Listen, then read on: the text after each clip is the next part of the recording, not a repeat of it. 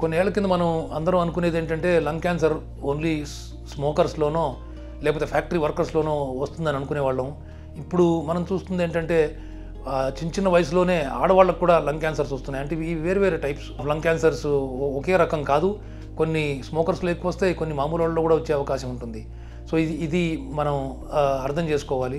ఏ symptom అయినా mainly దగ్గు వస్తున్నా కానీ, లేకపోతే దగ్గు వచ్చి జ్వరం వచ్చి తగ్గకపోవడం కానీ, ఇనీషియల్ ట్రీట్మెంట్ యాంటీబయాటిక్స్తో తగ్గకపోయినా కానీ, దగ్గు వచ్చినప్పుడు రక్తం బయటకు వచ్చినా కానీ, లేకపోతే ఎముకల్లో నొప్పులు రావడం, హెడేక్ రావడం, ఆకలి తగ్గడం, ఇవన్నీ కూడా లంగ్ క్యాన్సర్కి సిమ్టమ్స్ అని మనం అర్థం చేసుకోవాలి. ఇనీషియల్గా దగ్గు వచ్చినప్పుడు లేకపోతే ఒక స్ట్రీక్ ఆఫ్ బ్లడ్ వచ్చినప్పుడు మనం వెంటనే ఎక్స్రే కానీ, CT scan chest, లోడోస్ CT scan chest కానీ చేస్తే ఇది ఎర్లీ స్టేజ్లో డయాగ్నోజ్ అయ్యే అవకాశం ఉంటుంది. స్మోకర్స్ అయితే కనుక బాగా జాగ్రత్త పడాల్సిన అవసరం ఉంటుంది. 10 సంవత్సరాలు స్మోకింగ్ హిస్టరీ ఉంటే తప్పకుండా ప్రతి సంవత్సరం సిటీ స్కాన్ చెస్ట్ చేయించుకోవాల్సిన అవసరం ఉంటుంది.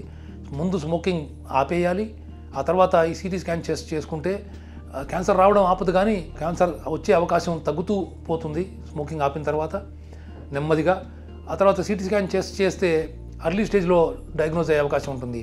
అర్లీ స్టేజెస్ 1 and 2లో లంగ్ క్యాన్సర్లో కూడా బాగా క్యూర్ అయ్యే, కంప్లీట్గా నయమయ్యే అవకాశం ఉంటుంది. కాబట్టి ఎస్పెషలీ స్మోకర్స్ జాగ్రత్తగా ఉండాలి. మిగిలిన వాళ్ళు కూడా ఈ పర్సిస్టెంట్ సిమ్టమ్స్ అంటారు, అంటే సిమ్టమ్స్ మందులతో తగ్గకపోయినా, టైంతో తగ్గకపోయినా జాగ్రత్త పడుతూ సిటీ స్కాన్ చెస్ట్ ఎక్స్రే కానీ, సిటీ స్కాన్ చెస్ట్ కానీ డాక్టర్ని సంప్రదించి చేసుకుంటే అర్లీగా డయాగ్నోజ్ అయ్యే అవకాశం ఉంటుంది.